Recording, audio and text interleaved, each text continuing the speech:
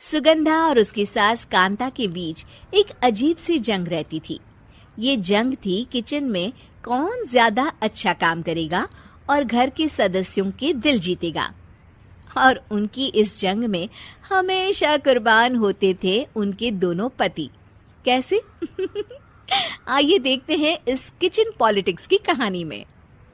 एक दिन किचन में, माँ जी, आज मैं बना रही हूँ मेथी की सब्जी। इस खाने से घर वालों के पेट की सारी समस्या खत्म हो जाएगी। और मैं बना रही हूँ तड़के वाली छाछ, जिसे पीते ही गैस की समस्या कभी नहीं होगी। दोनों अपने अपने खाने को लेकर टेबल पर पहुंच जाती हैं। तभी सुगंधा के ससुर उसकी बनाई सब्जी की तारीफ कर देते हैं। अरे वाह, मेथी की सब्जी भी बनी है, बड़ी ही स्वादिष्ट है। वाह बहू वाह।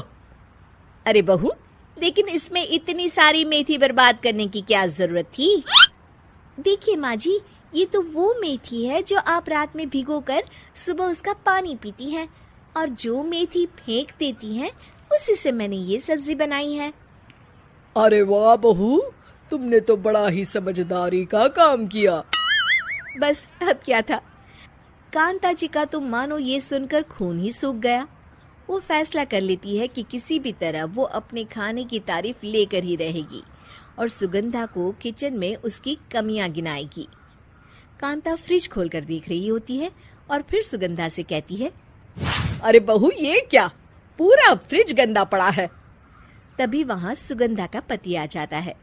वो सुगंधा को डांट कर कहता है, सुगंधा, तुम्हें कितनी बार कह रखा है कि वायरस फैल रहा है, साफ सफाई का पूरा ख्याल रखना है, लेकिन तुम किचन में इतनी गंदगी रखोगी तो कैसे चलेगा।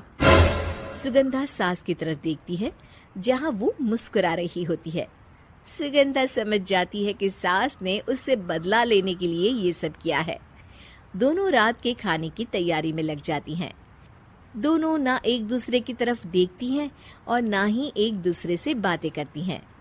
रात को खाने की टेबल पर एक एक कर दोनों कई तरह के अलग अलग व्यंजन टेबल पर लगा देती हैं और अपने अपने पति के पास जाकर खड़ी हो जाती हैं। अरे खाइए जी खाइए, मैंने बड़ी मेहनत से बनाया है।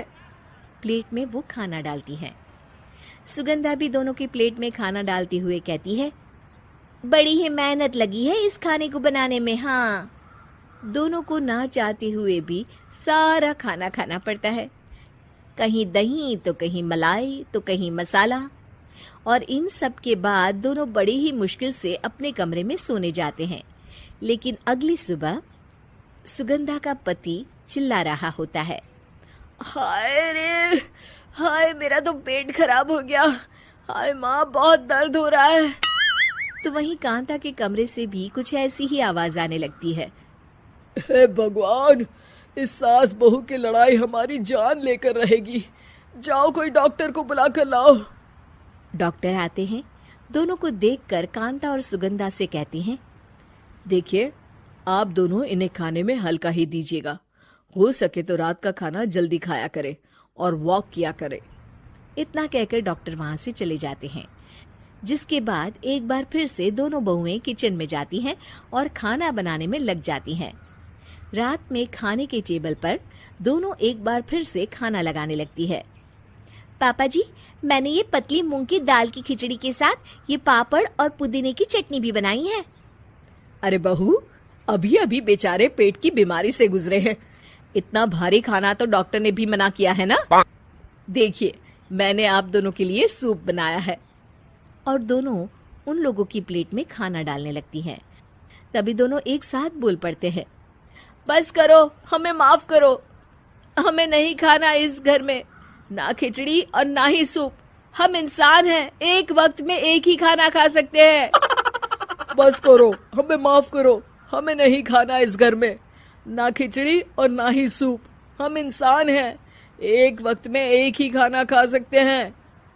इतना कहकर वो दोनों वहां से चले जाते हैं। कहानी का अंत। आप लोग उम्मीद कर रहे होंगे कि अंत में सब ठीक हो जाएगा। नहीं जनाब, अगर सास बहू के बीच सब ठीक हो जाए तो आप ये सीरीज देखे ही क्यों? तो मजा लीजिए इस चैनल में सास बहू से जुड़ी कहानियों का, क्योंकि ये ऐसा रिश्ता है जिसकी मिठास उसकी खटास में हमेशा ज्यादा ही रहती है।